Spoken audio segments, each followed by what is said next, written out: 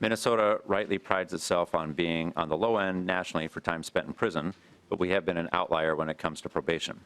While Minnesota has the 6th lowest incarceration rate, Minnesota has the 6th highest rate of people on community supervision. And when you combine these, we are not at all a low punishment state. It is largely a good thing that Minnesota focuses on probation over incarceration.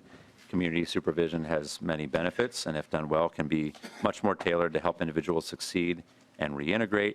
But probation is still punishment, and the balance has tilted so far towards probation that the average probation term in Minnesota is longer than the average prison term. You started off in your presentation citing those statistics about where we rank nationally, 6th lowest incarceration, but 6th highest in terms of probation.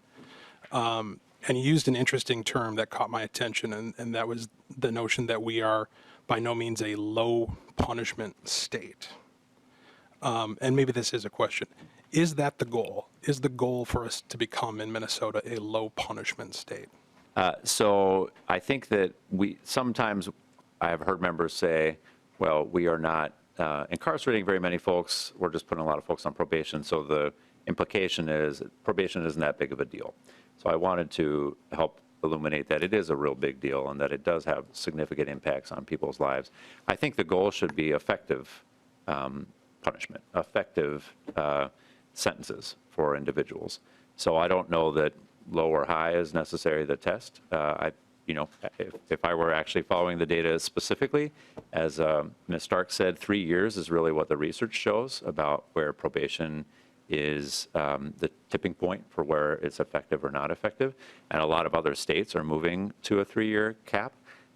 So we're giving a little bit of a buffer here, I think, with the 5 years for allowing that there may be some inaccuracies in some of the research. But certainly there is no data I'm aware of that shows that after 5 years there's any meaningful effect for probation, depending that essentially you are just as likely to be committing a crime on your 10th year of probation as you are if you don't have probation. Representative Hudson. Thank you, Madam Chair. Thank you, Representative Long. I very much appreciate that additional context.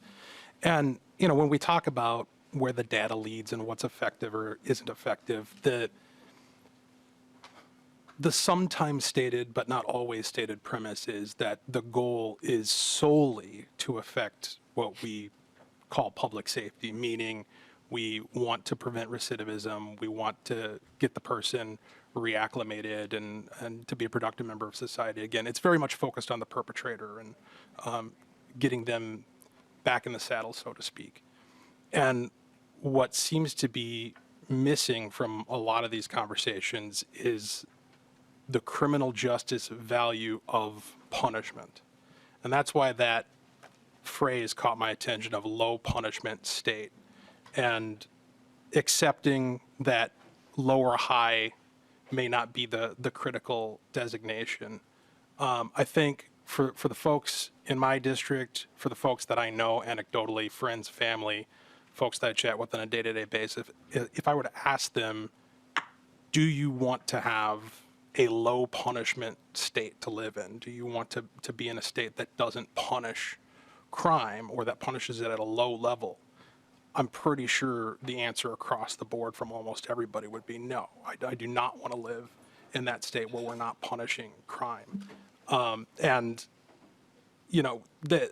Maybe that's an inherent limitation in the fact that we consider this public safety as opposed to thinking in terms of criminal justice, because justice is about balancing the scales. It's about ensuring that people actually feel the gravity of the offense that they've committed because their victim was punished by their crime. And certainly there are examples of things that we consider crimes that arguably don't have victims, and I'm all about going through and reviewing those and seeing whether or not we're treating those properly. And frankly, I like the idea of limiting the utility of probation, but I'd like to do so in a context where where the end goal isn't having a low punishment state or a situation where we're just not addressing the punitive value of criminal justice, and we've taken that off the table as a whole. Thank you.